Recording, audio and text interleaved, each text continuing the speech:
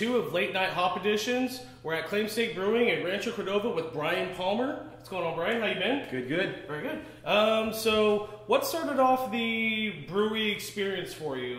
What kind of kicked off saying, hey, I want to open up my own business? Stupidity. No, first thing was home brewing. Fell in love with home brewing. Did some Pro-Am competitions and won the first Capital City Home Brewers Battle and got to brew at 21st Amendment in San Francisco. And they had a 12-barrel brew house. And once we got the experience on that, the one-day experience, we thought we knew we could be professionals at it. Little did we know it was a lot harder when you don't have a master brewer showing each step. But what are you talking about? Oh yeah, Right here.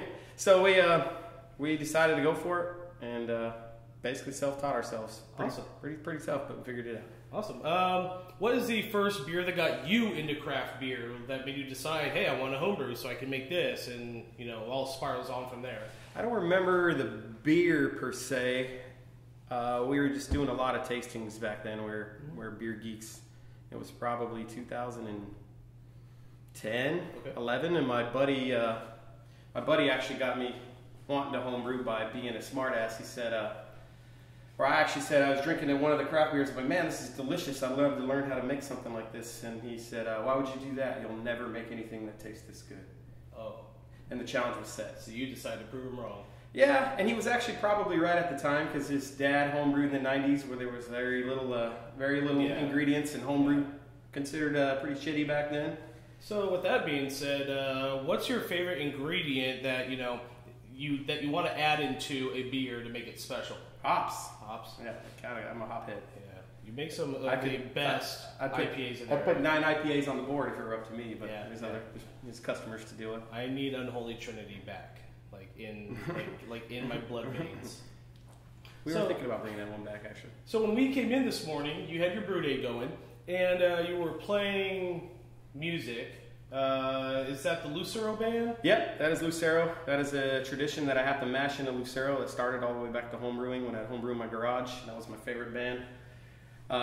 So no matter what, no matter where I am, whether I'm brewing in Copenhagen, Reno, or the Bay Area with other breweries, San Diego, I make sure that Lucero is playing. It's bad luck if not. The one time I didn't, my kettle burner went out and I scorched the beer, dumped it down the drain, and when I sat back and tried to figure out what happened, the only thing I could think of is because Lucero wasn't playing.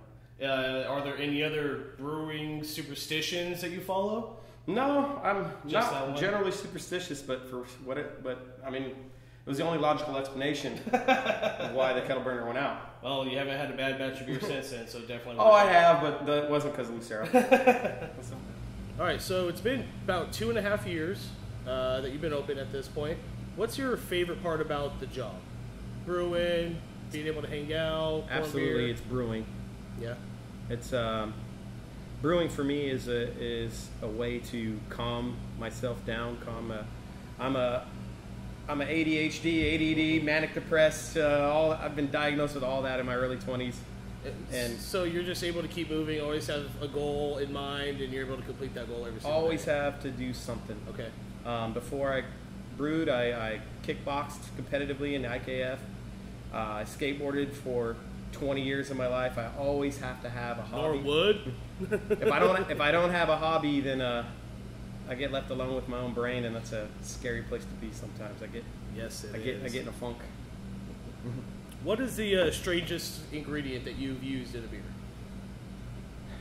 There's a few of them. I've used blueberry jelly bellies. I remember that one. That was like the 13% Belgian style, yeah. wasn't it? Yeah. I think it was Which was way too much blueberry. Lesson learned. Some people love it. Ask me to bring it back. I'll never do it again. I've used masa. Oh, that's right, with Nick's talking. Yeah, I actually enjoyed that beer. Corn masa IPA. What else have I used? Fudge brownie mix. Hershey's chocolate syrup. What else? A metric ton of mints. Yes, mint chocolate chips, hundreds of pounds. So yeah, there's no off ingredient that I won't use. If it sounds fun, I'll do it. If you weren't brewing, Because obviously being a brewer is, you know, the dream job. Owning your own business is the dream job. Yeah. What else would you be doing if you weren't doing this right now? I'd have to have some sort of hobby. I don't know what it would be. But other than that, it's just spending time with my kids and trying to be a good dad in the spare time that I have. And well, yeah, Claimstake is very family oriented. You've named a ton of different beers off of family, friends. Yeah. What has caused you guys to do that? Because there's hardly any other breweries that maintain that level of friendship with everyone else. I think it's just the fact that we didn't do the brewery to open up and make money. Obviously, we wanted to survive, but the brewery has never been to us about full on. We have to make $20 million and sell, and you know, obviously, we like to stay busy. We like to pay our bills, but basically, the whole goal of the brewery is to make friendships, enjoy our time here, enjoy our time behind the bar. And that's how we met. You know, if no one knows, Claimstake Brewing was awesome enough to make a barrel-aged stout for my wedding, nuptial agreement, and fantastic beer, and I'm really glad that I was able to do it with a local brewery. Hi, Greg. Here comes Greg Cat. So we have this cat in the background here. Brian, what's his name? Gray? Gray Cat. Gray Cat? And looks like he only has 3 legs now. Two and a half, pretty much. He's got the last back one that still works. Well, it's a lot cheaper to feed a cat to take care of any rodent problems. But what happened with him? Looks like he a little mangled. He was a feral cat. That's why we didn't name him. In the beginning, we couldn't even touch him or get around him. And he went missing for a couple weeks because he had free roam. Being feral, he just did what he did. And he came back one Sunday, and he had a bone sticking out of his legs and both back legs dragging. And we, even though he's a feral cat, we decided to spend a lot of money to get him fixed. And we have a bunch of your regulars and friends that help donate money to the cause. Yep, it was really awesome. You know, something we didn't even ask for, and we started getting letters in the mail with $100 bills in them from anonymous people, and it was pretty bizarre. Well, I'm glad to see he's still around. He definitely has that Claimstake spirit. Yeah, he's kind of beat up. He's still got a shaved back leg. The surgery was only about 8 weeks ago. We're hoping that other back leg kind of loosens up a little bit after. Who will the Raiders trade next for a first-round draft pick? Hopefully John Gruden again. Yeah, exactly. How many years does he have left? Like 9 9. years? Yeah, we traded him once before. Maybe we'll trade him again. $100 million goddamn contract. Yeah, it's not good. I have an anagram for you, and I want you to try and figure it out. Amateur fickle sucklings. Amateur fickle sucklings. I'm thinking baby pig barbecue. No, it's Claimstake fucking rules. Oh. What is your opinion on beer trends? Hazy, adjuncts. Is it important to follow them, or are some of them just fads? Should we stick to some old styles of beer, ambers, reds, easy brown ales? I think you got to do both. I think fads are important because it brings in new customers, it brings in the new trends. People are getting into craft beer for all different reasons, and some people like the new stuff. I think it's foolish of a brewer to stick to their guns and only do particular styles if the customer's demanding it. Not to say that there's not breweries that make great beers of classic styles and have their niche and they've found it, but as a new brewery, you really got to kind of find your place in the market. And I think it's important to follow the trends, and I also think it's important to have a little variety of classic beers. We do hazies, we do adjunct stouts, we do pastry stouts, we do American blonde ales, American red ales, classic West Coast IPAs. There's nothing that we won't make. And you have the title of making the very first hazy IPA in the area, don't you, with the Pablo? That's debatable. I did make it the week we opened up, which was we had soft open February of 2016. I do believe that Miraz had a London L3 hazy IPA before us. I just think it was so far before the actual trend that nobody noticed it, and even including ours, nobody nobody noticed it. We're about 2 months 2 months too soon, because I actually remember people handing that beer back on our what do you call it, our grand opening, going, oh, this IPA is way too cloudy. There's something wrong with it. Like, all right. So then I was actually little did they know. I was actually gun shy of making them again for a while, but it took off. We're in a season right now with a lot of breweries shutting down. Do you think there is a brewing bubble? Do you think it'll hit? How do you think it's hitting the Sacramento region? I think there is a bubble going, but I think there's plenty of room for great breweries and good breweries.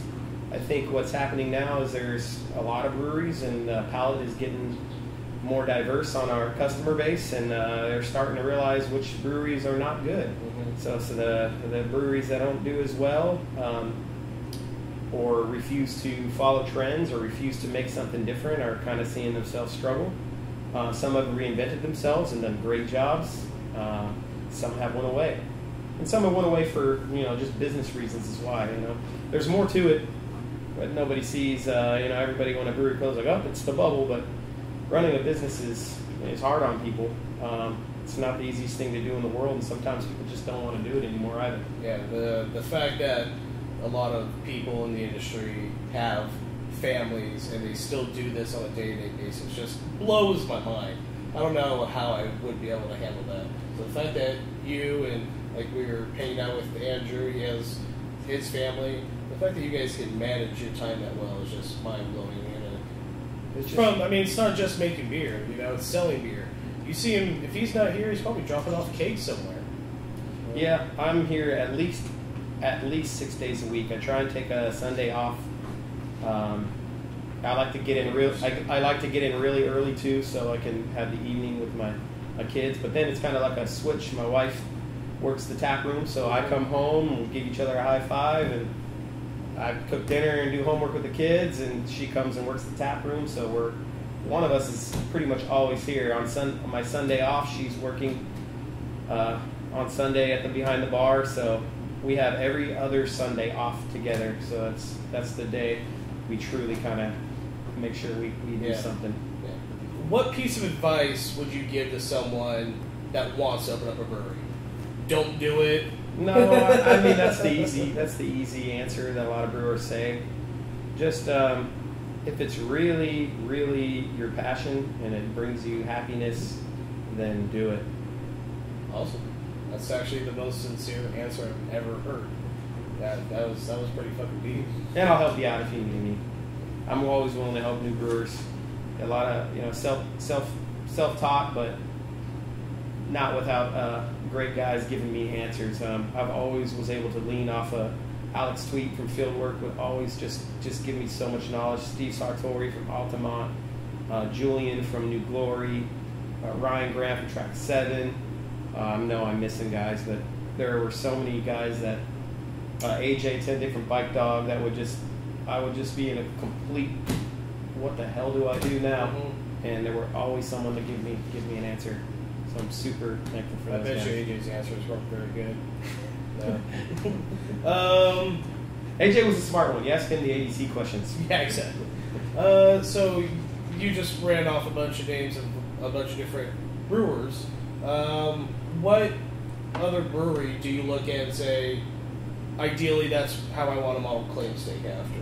Is there anybody?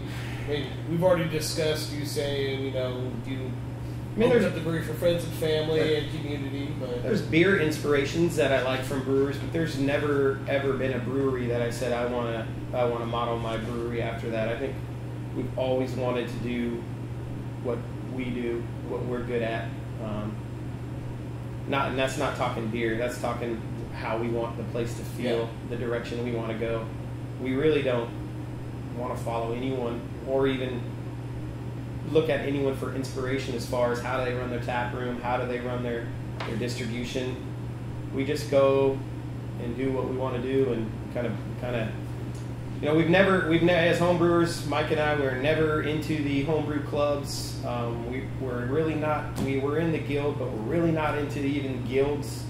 I never wanted to. I don't brew for other companies, for other ideas. Of course, there's support that you get from like the CCDA and the Brewers Guild. That's important, but we, you know, I don't ever want to go and say this is what we're brewing this month as a community. Absolutely not. We're going to brew what we want to brew, what we want to do. We didn't open a business to do somebody else's work. You know, I don't know a better way of saying it, but Yeah. we like to march to the beat of our own drum. I think the best way to say it is, what's the slogan you have on the wall over there? You know, FU, whatever. Olog Jeff. Olog Jeff, there you go. Yeah, that's probably a rabbit hole we don't want to go down, but, you know, just you guys doing your thing is fantastic, and I love coming here whenever I can to drink your beer. So, cheers. Cheers. And obligatory half chug. Not me. Too early.